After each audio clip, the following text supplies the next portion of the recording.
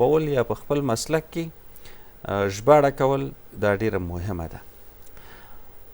بل دا دی چې ځینې وختونه خلک د یو مسلک خاوند وي خو د بل مسلک سره مینه لري. چې مینه لري طبعا پکې مطالعه لري، طبعا پکې معلومات لري. که برلاسی وي یوازې د مینې خبره ده، یوه د برلاسۍ خبره ده. که څوک ډېر برلاسی وي په یو شي کې یو معلومات لري نو بیا کولی شي چې دا کار وکړي، او که مسلک پورې اړه لري نو دا خو ډېره ښه خبره ده. لکه مخکې چې ما د طب مثال ورکړ یا د اقتصاد مثال مې ورکړ، همدارنګه په انجینرۍ کې نو د مقاومت په انجینرۍ کې که زه د مقاومت په موادو پوه نه شم ښایي ما لپاره دا ډېره ستونزمنه وي. خو ادبیات یا د ټولنپوهنې پورې تړلي مضامین بیا داسې دي چې کیدای شي یو انجینر پکې، ځکه دا ډېر مسلکي یا تخنیکي بحث نه دی. ادبیاتو یوازې هغه د ژبې تخنیکي بحث دی، نور په ټوله کې علوم چې دي هغه به دومره سخته خبره نه وي. کیدای شي چې یو انجینر په ادبیاتو کې ژباړه وکړي، خو بیا د ادبیاتو د مسلکي یا د ژبې د مسلکي سره مسلکي ته ښودل دا پکار دي. زموږ زیاتره استادان په طب پوهنځي کې یا مثلا په نورو پوهنځیو کې چې هغوی کله ژباړې وکړي نو بیا دا ژباړې لیکوالو سره تخیي ورته ورکوي چې تاسو وګورئ په ژبه کې خو کوم دغه نشته دی، نقص نشته دی.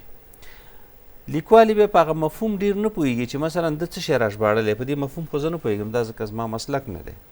اما په دې پوهېږي چې د جملې جوړښت پکې څنګه دی، ترکیب پکې څنګه کارول شوی دی، دې ځای کې فعل څنګه دی، فاعل پکې څنګه کارول شوی دی، نحوي ترکیب پکې څنګه دی. په دې باندې بیا لیکوال او ژبپوه پوهېږي. نو لہذا دا هغه اصول دي چې باید موږ د یوې ژباړې پر مهال په پام کې ونیسو. بل هغه څوک چې ژباړه کوي باید په دواړو ژبو باندې وپوهېږي، یعنې کامل مسلط وي. ډېر خلک داسې دي چې په مثلا په انګریزي ژبه کې ښه معلومات لري، خو هماغه معلومات بیا خپلې ژبې ته نشي راړولی. یا یو سړی په خپله ژبه کې ښه لیک کولی شي، په انګریزي کې دی ښه پوهېږي، خو هغه جمله چې دی په خپله ژبه کې جوړوي هغه بیا په انګریزي کې نشي جوړولی. نو د دواړو ژبو ژباړن باید د دواړو ژبو په توپیرونو باندې هم پوه اوسي، او د ښې ژباړې یوه لاره چاره دا ده چې ژباړن دواړه ژبې سره په هر لحاظ باندې پرتله کړی شي چې مثلا په دې ژبه کې قوانین څه دي، په دې ژبه کې اصول څه دي. او بل دا دی چې د دواړو ژبو د ویونکو په احساساتو باندې خبر وي. مثلا که په دې احساساتو باندې پوه نه وي نو دا ورته سخته ده. د یوې ژبې ویونکي د خپلو احساساتو دپاره یو ډول کلمې کاروي او د بل قوم خلک بل ډول کلمې کاروي. مثلا که موږ دې ته ځیر شو چې ایرانیان چې کله د خپلې ژبې لپاره یعنې په خپله ژبه کې یوه کلمه کاروي، معمولا چې ته ورسره مخامخ شې تا ته به دا وایي چې د مننې په صورت کې چې دست تان درد نکنه. اوس که همدغه اصطلاح موږ په پښتو کې وکاروو، یو چا ته ووایو هغه موږ سره ښېګڼه وکړي او موږ ورته وایو چې ستا لاس دې درد ونه کړي، دا هېڅ معنا نه لري. موږ د مننې نور الفاظ لرو. که د دغسې متن سره موږ مخامخ کیږو باید په خپله ژبه کې ورته متقابل الفاظ وکارو، داسې الفاظ ورته وکارو چې هغه زموږ په ژبه کې ډېر ضرور دي.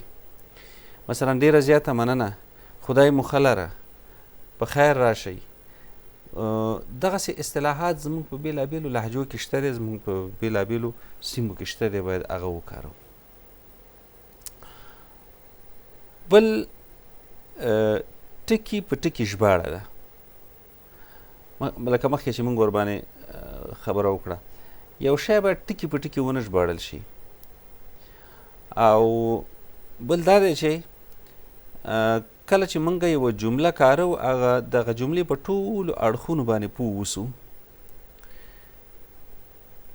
بل هر هغه څه چې لیکوال لیکلي وي هغه باید موږ وژباړو. که څه شی ورباندې اضافه کوو یا څه شی ترې کموو هلته باید یوه یادونه وشي. یا مثلا په یو ځای کې یوه تخنیکي ستونزه ده، یوه تاریخي ستونزه ده، لیکوال نه غلطه شوې ده، ژباړن هغه سمه کړه، اخره کې باید خپل نوم هلته ولیکي چې ژباړن، ځکه چې خو د اصلي متن هغه اره بڼه او ار شکل باید راوړل شي. زه یو مثال ورکوم. په افغانستان کې رښتیا څه تېرېدل، دا یو کتاب دی چې روسي جنرال لیکلی دی او داود جنبش ترجمه کړی دی، ژباړلی دی.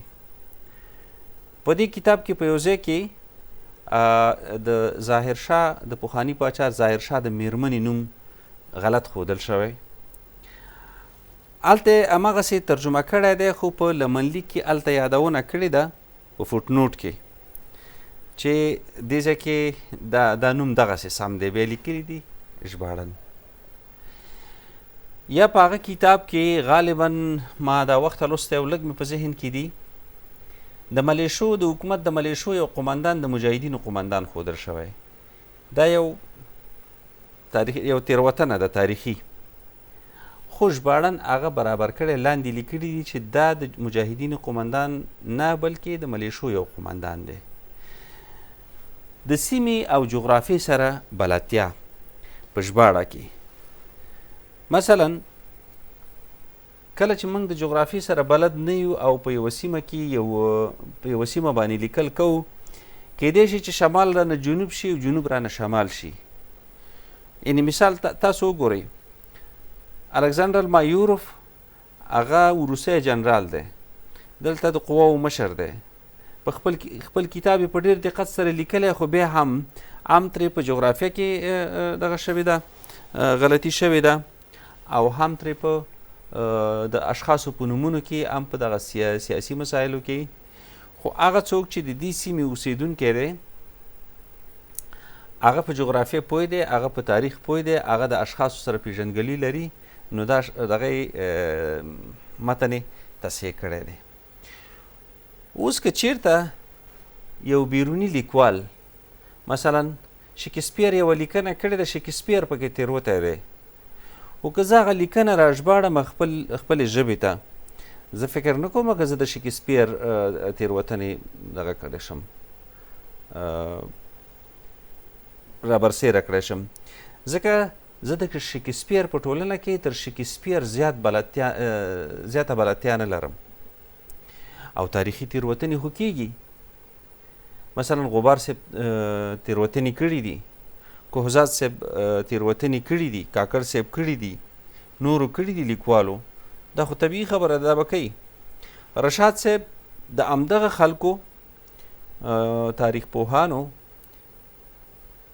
په تېروتنو باندې یو کتاب لیکلی،